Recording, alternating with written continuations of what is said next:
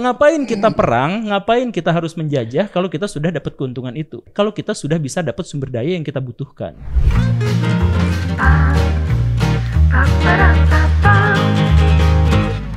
Dan sekarang saya sultan yang sedang berperang dengan orang-orang Kristen, tetapi mufti saya yang ini begini, mufti saya yang itu begitu, saya bingung. Ya, pada waktu itu Mesir tuh dikuasai oleh dua mazhab besar, Hanafi sama Syafi'i. Bahkan sampai sekarang juga Al-Azhar pecah kayak gitu ya, masih kayak gitu. Nah, jadi dia langsung ya udah pintu istihad tutup saja, jangan ada istihad-istihad baru. Ya, kalau misalkan dibuka ya udah dibuka, tapi kecerdasannya, kepintarannya harus minimal sama dengan imam-imam mazhab yang tadi itu. Misalkan begitu. Jadi kalau misalkan Imam Abu Hanifah dikatakan bahwa hafal hadisnya sekitar 800.000 hadis atau 700.000 hadis misalkan yang seperti itu. Nah, yang baru harus lebih dari itu. Masalahnya Abu Hanifah itu adalah yang pemilik hadis paling sedikit di antara imam mazhab yang lain. Itu aja paling sedikit. Itu 800.000 itu paling sedikit. Ya, kalau Li Aiden berapa hadis? Oh, dia langsung dapat wahyu. Aduh, Masya Allah. Jadi sekarang ini udah kebaca ya guys ya, bagaimana kejayaan yang dulu pernah ada gitu. Sekarang ini gampang banget tengkar gitu ya. Beda dikit bubar-bubaran gitu, beda dikit tazir-taziran gitu kan. Ternyata itu adalah sebuah rencana bukan rencana ya, itu bagian dari mungkin observasi mereka untuk menemukan celah di mana ada titik lemah yang bisa terjadi untuk bisa bikin berpecahnya kaum muslimin. Yang menjadi masalah adalah kenapa berpecah kan gitu? Iya, kenapa kita mau? Kenapa mau gitu? Kenapa mau gitu? Dan kenapa memantaskan diri untuk bisa dipecah gitu maksudnya kan? Masa agenda barat kita dukung terus-terusan gitu kan untuk memecah belah kita gitu. Dan tentunya juga memang polanya pinter juga sih ya. Bagaimana pemecahan itu karena ada gula yang lain gitu biasanya kan. Iya. Biasanya gulanya itulah kan tadi ada satu negara dengan asal muasal sama, suku sama, tapi beda antara Irak dan apa tadi? Syria dan Irak gitu. Mereka jadi malah musuhan karena ada pembeda dari negaranya itu kan. Iya. Karena mereka dikolonisasi dan mereka diberikan satu kejayaan. Jadi kayak apa ya? Mereka bilang kan divide and empire. Impera kan, jadi ibaratnya dipisah-pisahin tapi dibikin empire masing-masing. Iya. Jadi merasa dirinya agung gitu, padahal mereka lagi dipecah, nggak ngerti. Tapi ini bagaimana caranya untuk memahamkan ini ya di antara para kelompok pengajian yang berbeda ini gitu ya. Sampai kapan lah bisa akhirnya akur gitu. Ya makanya jangan asobiyah. Please, jadi kalau misalkan ada ustadz atau ulama yang ngomong, udah jangan ngaji ke sana, nanti sesat, jangan apa. Nah, pada bagian itunya jangan dulu diikutin. Ya. Jadi gini, kalau misalkan ada tuduhan ke Akang, Akang Wahabi misalkan ada tuduhan seperti itu, terus Akang tidak diizinkan untuk klarifikasi, itu kan fitnah namanya. Makanya kalau misalkan Akang dituduh Wahabi, sama saya didatengin Wahabi bukan. Jadi ada konfirmasi dan klarifikasi. Tabayun ya? Iya, tabayun. Ini mah jangan ikut ke sana karena dia sesat. Titik, pas ikut ke sana, oh jangan. Ya harus klarifikasi dulu lah ke dia gitu. Kan kaum muslimin itu akhlak paling minimal sesama muslim itu adalah tidak suuzon pada dia. Nah, itu yang paling minimal tuh, tidak suuzon kepada dia, tidak berburuk sangka. Nah, itu yang melakukan kayak gitu saya lagi di akhirat aja deh nggak apa. Jadi katanya memberikan maklum kepada saudaranya berapa kali gitu ya? Iya. Maksudnya husnuzon lah, misalnya melakukan kesalahan, husnuzon lah, mungkin dia ini, mungkin dia itu, kan begitu ya? Iya. Nah, tapi sekarang kayaknya kita begitu tajam lidah kita untuk sesama muslim gitu. Iya. Kadang-kadang kita lebih akrab dengan yang berbeda sekalian. Iya. Tapi yang sama malah kita tajam banget gitu kan? Iya. Gitu. Maksudnya justru kalau saya di postingan yang komplain dengan ketidaksempurnaan juga orang muslim sendiri. Ini salah nih menurut ini gak sesuai sunnah nih, habis aja kita gitu. Padahal kita masih sama-sama muslim gitu kan. Yang postingan kedugem didiemin aja. Ya begitulah. Tapi lumayan ya ternyata ya, lumayan kebongkar ini pola pikir saya bahwa ternyata misteri kenapa sih Islam maksudnya berbeda pengajian sedikit, bendera sedikit, rasanya kayak udah beda keyakinan gitu. Ternyata usut punya usut yang baru saya dengar ini, benar juga, begini jangan-jangan gitu kan. Ini sesuatu yang mungkin kalau teman-teman ini nggak sependapat, monggo silakan adu data. Nah, kita diskusikan aja gitu. Bukan udah titik gitu. Saya di kolom komentar tuh kesel kalau misalkan Anda itu tidak tahu apa-apa, titik aja. Ya ayo diskusikan tidak tahu apa-apanya itu bagian mana gitu. Bukannya cuma ngejek gitu. Bukan cuma itu, tapi tidak menyampaikan argumentasi. Nggak sependapat, udah selesai gitu aja kan. Gitu. Nah ini penasaran juga, apakah kemudian konflik, misalnya gini, dibikin perpecahan supaya udah selesai berantem tinggal keplak gitu kan. Agenda barat begitu. Apakah perang Timur Tengah juga berarti seperti itu juga tuh? Ya, iya, sejak awal begitu. Memang dibikin konflik mulu gitu. Karena dia mau ngambil minyaknya kan. Nah, konfliknya dibuat supaya kemudian mereka nggak konsen untuk menyerang Israel misalnya kan gitu. Kan Israel sendirian itu sebenarnya di situ kan. Katanya kalau Israel itu dikencingin sama negara Arab udah banjir itu kan. Tenggelam kan gitu kan. Tapi bahasa Arabnya itu kayaknya nggak konsen karena lagi sibuk perang sendiri tuh. Iya betul. Itu berarti mirip juga. Betul. Oh, berarti polanya mirip-mirip ya? Iya sama seperti itu. Jadi jebakan yang sama masih berlaku berulang-ulang terhadap kita. Ya karena apa? Karena kitanya tidak mau introspeksi. Kita tidak kan Umar setiap mau tidur tuh dia introspeksi gitu kan. Kesalahan saya apa, evaluasi diri gitu kan. Nah, kita setiap dievaluasi marah-marah. Saya misalkan kemarin saya mengkritik. Kenapa pesantren-pesantren kita banyak yang kotor gitu. Anda benci terhadap Islam, lah kok disebut benci pada Islam, disebut anti-Islam.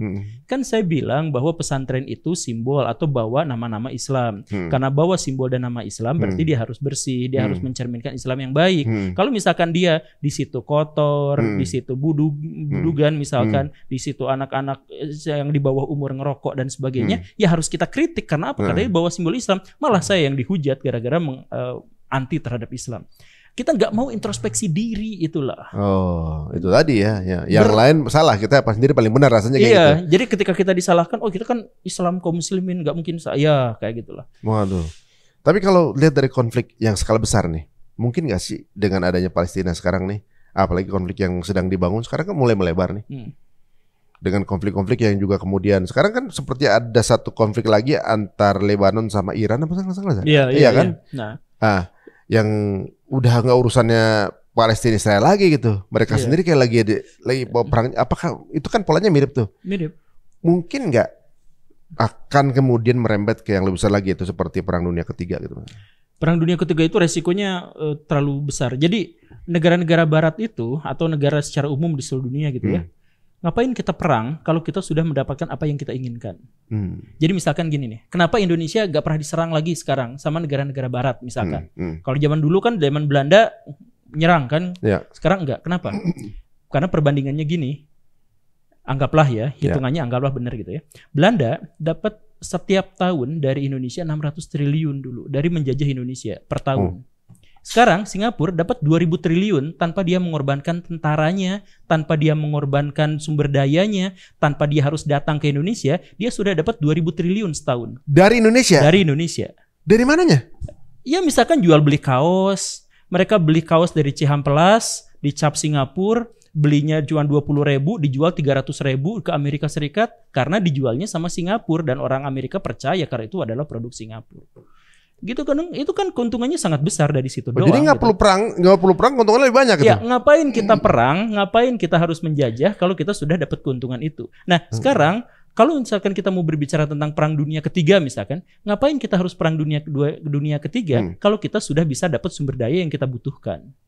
Nah, gitu. Oh, sebenarnya konflik di dunia itu jatuhnya ekonomi juga cuan juga ya. Jadi sebenarnya para pemimpin negara ini menganggap negara itu seperti korporat ya sebenarnya. Tepat. Misalkan gini, Cina sangat mungkin untuk bisa menguasai Mongolia. Cina sekarang itu sangat bisa, tapi mereka tidak berambisi untuk itu. Kenapa? Karena kalau misalkan mereka menguasai Mongolia, mereka harus membangun Mongolia. Daripada seperti itu, ya udah mereka ambil seluruh sumber dayanya, mereka buat Mongolia ketergantungan sama Cina tanpa harus menjajah negaranya. Mereka dapat semua tanahnya, tapi mereka nggak usah effort untuk membangun negaranya. Bagaimana dengan Indonesia? Nggak perlu dijajah gitu ya? Indonesia gak usah dijajah karena setiap ada negara lain datang ke Indonesia minta ya udah langsung dikasih gitu. Ya ngapain ngejajah Indonesia? Ya, jadi nggak bakalan dijajah ya karena Ya ibaratnya saya mau ini langsung dapat. Ngapain capek-capek kan gitu ya. Iya. Waduh ya, tinggal dipikirkan sendiri ya maksudnya teman-teman semua ya. Gitu ya. Kenapa kita nggak diserang ya, karena kita dermawan, baik hati gitu. Dan kaya raya. Punya terus gitu. Punya banyak apa aja ada gitu. Iya. Waduh. Mungkin itu bagian dari sedekah kali ya. Sedekah jariah kita tuh luar biasa. Kepada yang lebih kaya gitu. Waduh, ini agak satir nih kayaknya nih. Ini menarik guys ya. Jadi ternyata ada satu plan besar yang membuat sepertinya di kepala kita nih umat muslimin jadi mungkin udah jadi kayak mindset gitu ya. Yang awalnya mungkin hanya untuk biar nggak akur, akhirnya sekarang nggak akur banget gitu. Bagaimana cara merubahnya? Ini juga bukan perkara yang mudah. Tapi bisa sih sebenarnya. Bisa. Ini kan cuma perkara mindset sebenarnya kan. Biasanya terjadi semua yang terkotak-kotak ini akan bersatu kalau sama-sama punya kepentingan. Kan begitu benar? Betul. Tapi misalnya jika suatu saat Indonesia dijajah oleh satu negara besar, maka ini yang kecil-kecil akan bersatu nih. Iya. Apa kita harus nunggu kita dijajah? Ya kan? Iya, kayak gitu. Kalau nggak ada satu kepentingan bersama, ini yang kecil ini ngapain gua bersatu kalau bisa beda, kan gitu kan? Iya. Nah, kira-kira apa dong solusinya? Solusinya kita ini terlalu gini nih ya, kita ini terlalu takut mati kan. Iya. Itu hubud dunia kan. Gitu. Jadi misalkan gini ya, terjadi perang antara Israel dan Palestina. Ya. Sekitar 45% pro Palestina, sekitar 27%-an pro terhadap Israel. Tapi yang pro terhadap Israel itu beneran ngirim pasukan ke sana, beneran ngisi bantuan ke sana, bahkan kapal induk Amerika Serikat dikirim ke sana. Sedangkan yang pro terhadap Palestina, kami mengutuk. Ya udah selesai di situ. Iya, benar-benar. Udah berhenti. Kenapa? Takut. Iya, benar-benar. Berarti yang minoritas yang kaya. Iya. Ya kan? Iya. Maksudnya jumlahnya lebih sedikit, tapi mereka yang kaya. Iya. Mereka yang punya segala artileri, segala macam, militer, segala macam. Yang sedikit ini, yang banyak cuma bisa ngecam. Begitu. Karena apa? Yang banyak ketergantungan sama yang dikit. Nah, itu dia. Coba bayangin kalau misalkan Facebook, WA, YouTube semuanya diblokir dari orang yang marah-marah ini. Ya gak bisa apa-apa. Iya, habis juga. Soal contohnya beberapa boykot itu berhasil kan gitu. Iya, betul. Nah, sebenarnya tinggal dilakukan aja untuk semua hal kan gitu. Nah, namanya people power saat itu kan. Tapi kita nggak bisa ngeboikot semuanya karena apa? Karena kita yang butuh. Karena kita butuh juga. Makanya fokusnya adalah perbaiki diri sendiri, jangan sampai ketergantungan. Kita belajar semua ilmu pengetahuan yang kita butuhkan. Baru setelah itu kita berani maju gitu. Nah. Sekarang kita mau belajar ini nggak usah, belajar itu nggak usah. Ya akhirnya ketinggalan, kita ketergantungan sama negara-negara asing. Iya, kita sosial media kita pakai platform punya mereka kan. Iya. Apa-apa kita dibungkam misalnya kan. Iya. Kita mau bikin telat. Iya. Gitu ya. Maksudnya makanya YouTube kita beli nanti. Kita beli kan gitu ya. Atau ada yang teman-teman bisa bikin platform sosial media gitu, tapi yang nggak kalah bagus, harus yang ada misalnya gini, sesuatu yang berbau Islam gitu, kualitasnya kadang-kadang CD gitu kan, iya. Ngaku aja. Kadang-kadang kurang proper gitu, karena mungkin secara edukasi kurang.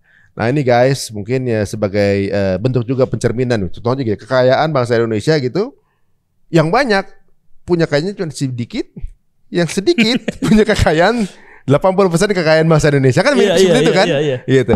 Yang banyak orangnya ini bisa ngapain? Bisa dieksploitasi untuk legalitas kekuasaan seseorang. Sama yang dikit kan gitu. Aduh, ini ngeri sih. Kayaknya kita perlu ngobrol lagi sama Guru Gembul nih. Kayaknya menarik obrolannya. Nah teman-teman silakan tulis di kolom komen masukan teman-teman semuanya, atau mau bahas tema apa sama beliau, monggo silakan. Dan tentunya juga ini sebuah kesempatan yang luar biasa, terbuka lagi salah satu folder di kepala saya untuk satu mindset yang berbeda lagi. Jazakallahu khair nih Ustaz, waktunya luar biasa. Ini ngebuka, mudah-mudahan ngebuka banyak kepala juga gitu ya, bahwa udahlah, orang kalau beda pengajian biasa gitu ya, nggak bakalan kemudian dia jadi penjajah negaraku juga gitu kan. Iya juga gitu, beda biasa aja. Ustadz kita ada yang nggak sepakat biasa gitu kan. Jangan terlalu baper guys, karena apa, justru kalau kita baper kita berarti mengikuti agenda yang dimainkan oleh asing gitu. Musuh-musuh kita. Aduh, terima kasih Ustadz waktunya. Jangan kapok untuk main kesini lagi. Siap. Insya Allah kita akan bantai dengan pertanyaan-pertanyaan yang lebih bisa membuka pikiran kita lagi. Hayu lah. Dan teman-teman semuanya, jangan lupa untuk tonton terus Cerita Untung dan sebarkan sebanyak-banyaknya jika dirasa tayangan ini bermanfaat. Sampai ketemu lagi. Assalamualaikum warahmatullahi wabarakatuh.